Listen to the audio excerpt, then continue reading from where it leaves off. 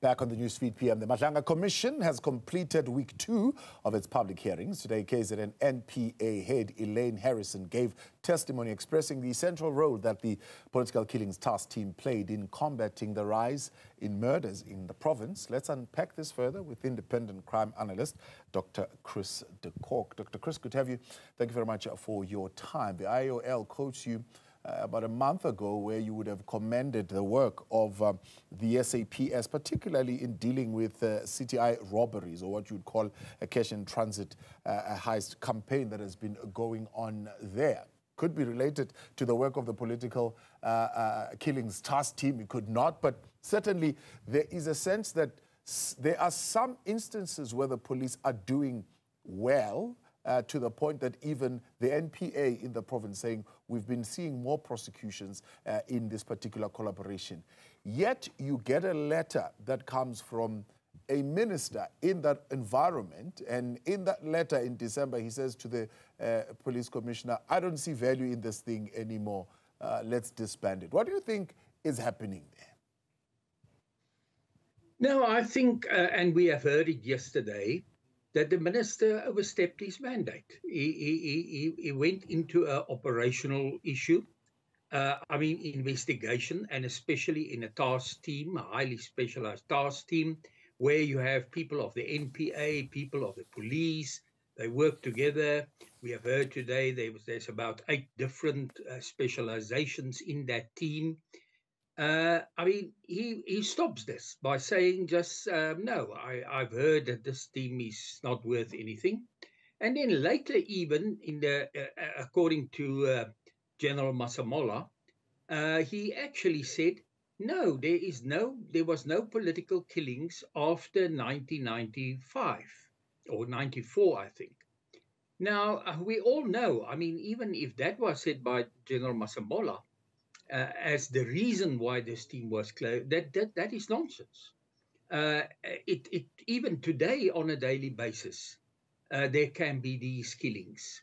And in any case, the work of this task team also identified hitmen, which was not only used in the political killings, but linked to other killings of whistleblowers, killings of people far afield from KwaZulu-Natal, here in Gauteng, and maybe even in the Western Cape.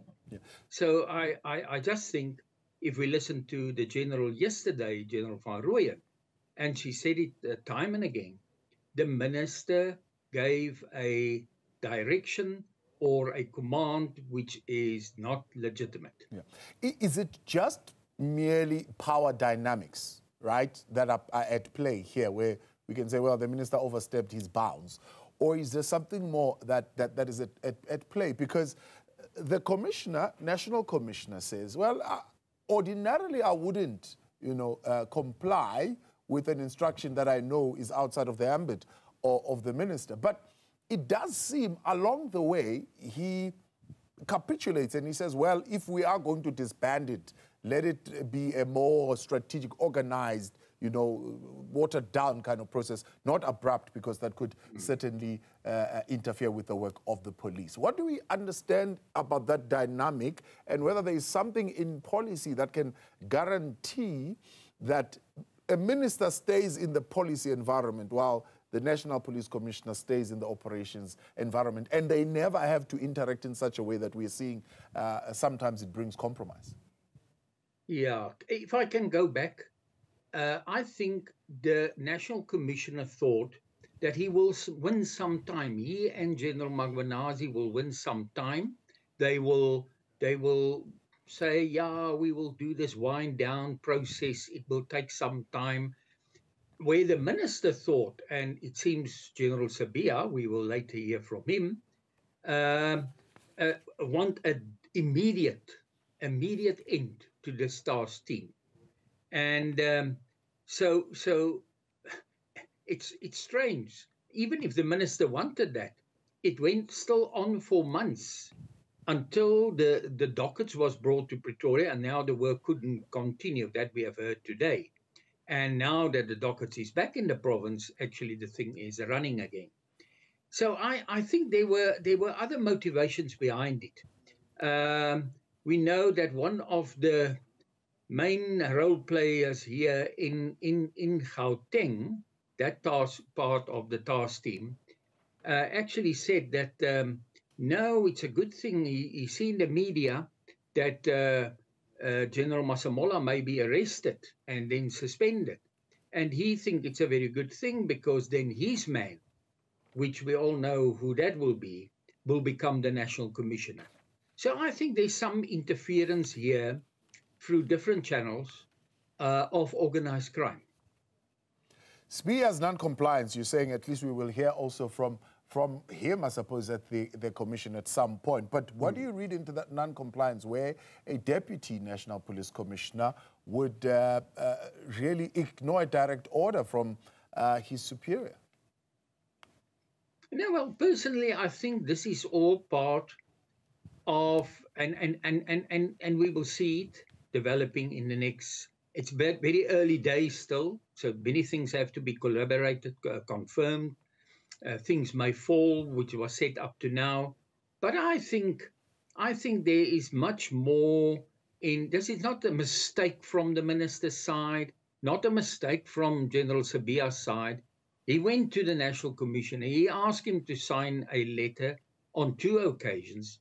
The National Commissioner didn't sign the letter. He goes and signed the letter that this task team must disband it and that the dockets must be brought to Pretoria.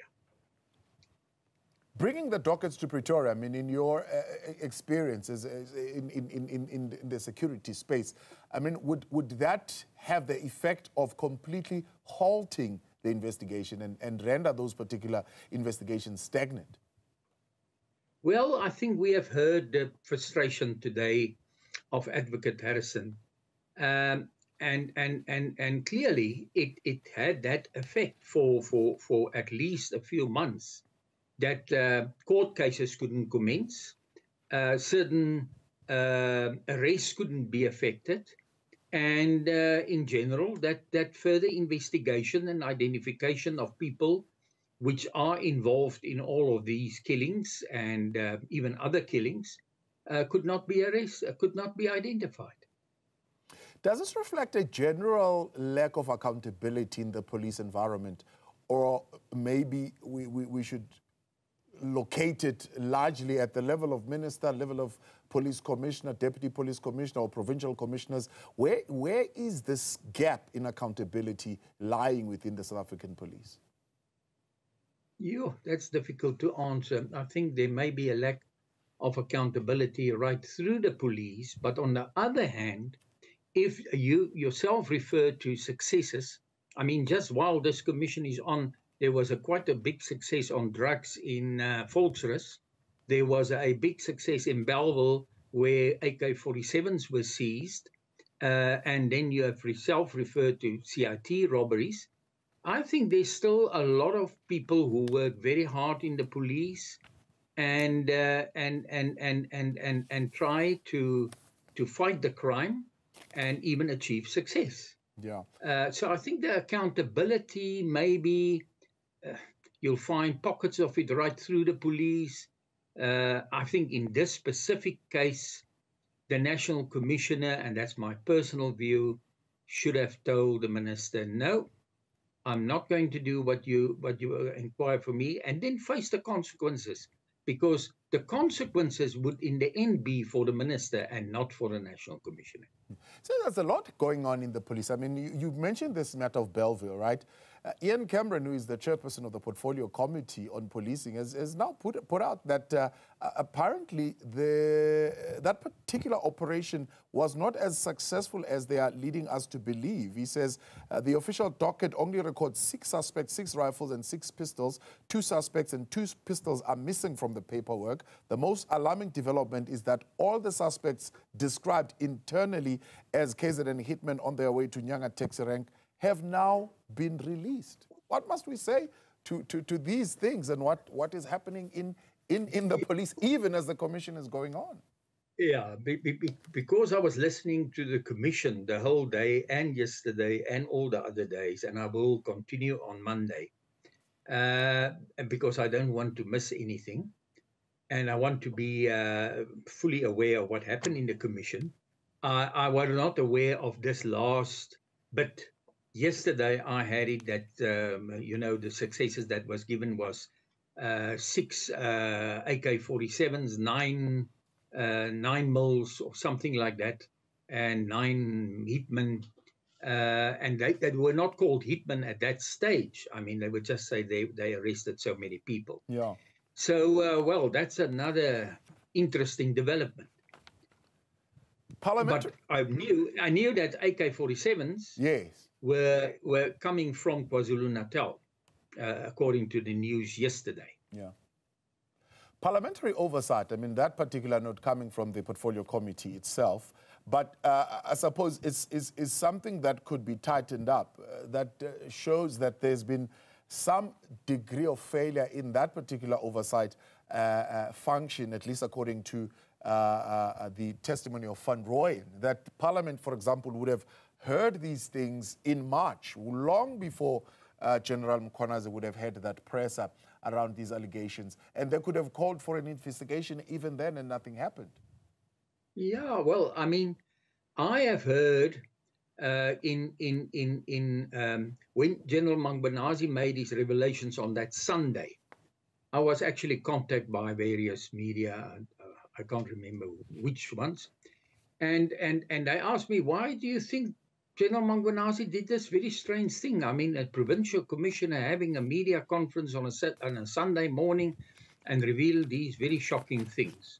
I think his frustration at that point, after he asked to appear before the Portfolio Committee, he asked to appear, they spent hours there, and then nothing happened. He gave them some time that some action should be taken, that he should hear something from them, and it's just silent. And then only a few months later, he goes and he put it all on the table. I think that was absolutely frustration to a point where he just had to do this. Yeah. Because this even became, I even said then, and I say again, I think he knew that this has even now become very dangerous for him as a person and the people who's around him. And he had to put it in the public sphere because nothing happened internally. Do you think there could certainly be someone who would have influenced the minister to make this decision? Look, we will have to see when the minister come and testify. I don't want to take, to say these things. But I think there was some influence. That's my personal view, that there was some influence. It was not him getting up one morning, strangely enough, on the 31st of December, which is New Year's Eve, basically. I don't think anybody will get up on New Year's Eve and then decide that, look, I've heard something that this team is not doing their job.